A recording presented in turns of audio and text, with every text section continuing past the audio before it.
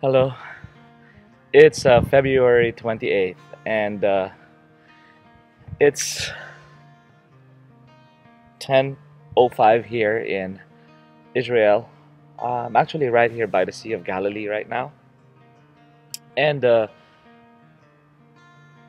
this day is a very historic day in the life of the church because earlier today, Benedict XVI has stepped out from his role as the Pope of the Catholic Church, and this is a very rare time in history. Only the, the second in the history of the church, 2,000-year history of the church, and um, has never been done since over 600 years ago. How kind of interesting it is that I am right here, actually, in the Sea of Galilee, because and the moon is shining right there, because this is where um, the first pope was called. This is where Peter, the fisherman, was called together with his brother, and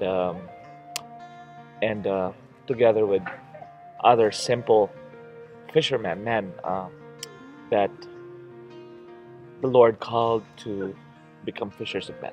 And so it is kind of interesting that I am here. Um, I'm reminded of that reality that I am right here where the papacy really started.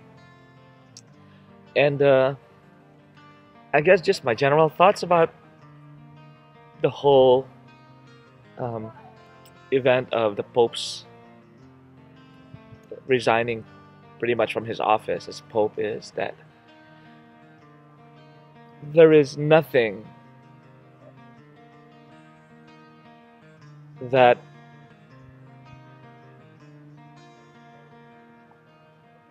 happens that the Lord has no control over. I think that's an important key to the way we understand this whole event. And I believe that this is even pretty much inspired by the Holy Spirit. Um, we don't know exactly how the Holy Spirit molds the church, how the Holy Spirit guides the church. But you know, Benedict XVI is a prayerful man, and whatever decision he has come up with, it must have come from a spiritual place. Having said that, I also do believe that there's no reason to worry about who the next pope will be. There are several cardinals that are being put out there who are likely to become the new pope. I personally do not worry about it because I know and I'm convinced that the church is guided by the Holy Spirit, and that the Holy Spirit has guided the church for so many centuries, for many years now, and the Holy Spirit will continue to do so. And so that's out of my worry at this point. I'm not really worried about stuff like that. I'm more like maybe curious about how the Holy Spirit will work in the life of the church today, and which one the Holy Spirit will guide to, continue the work of the church here on earth. It's amazing to know that from the first pope that was called here by the Sea of Galilee to where we are now as a church, that we have really grown so much that in number that we really are sure that this thing is a work of God. It's not just something that we human beings kind of invent and recreate time and time again. So I am very much at peace with the whole thing, and a part of me is kind of excited about it, knowing that God is doing something real with the church. Um, I guess at this point, the only thing that I would maybe add to that sentiment is the fact that this is really the time for us as Catholics, as Christians, to really pray, not only for Benedict XVI, but to pray also for the new Pope and to pray for the cardinals who are now going to gather in the conclave to elect the new Pope. So, what a special time in the church. Um, this is a real opportunity for us to be united with the entire church in prayer. And maybe even at this point ask also the intercession of Peter himself, who was called here by the Sea of Galilee. So I guess that's where I stand and all that. And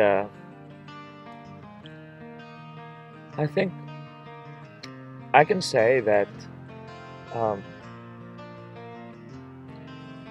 through the years we know that God has worked in and through all the humanity of the church and built something beautiful and something good even out of our own issues, our own problems, our own ignorance, our own humanity. You know, think about how Peter was when he was elected, when he was chosen by Christ to be the first pope. When Peter was named rock upon which the church is built, and yet at the same time he was also, you know, the very first one that would say something that Jesus himself would correct, you know. So I mean, it is so refreshing to know that God is in control over all of this. So that is the spirit that I kind of make this message today. And as I'm already here by the Sea of Galilee, I'm going to kind of just offer a prayer for whoever is the next pope, and maybe also a prayer for gratitude for the one for Benedict the 16th for the time that he has served the church as pope. There you go. Viva el Papa.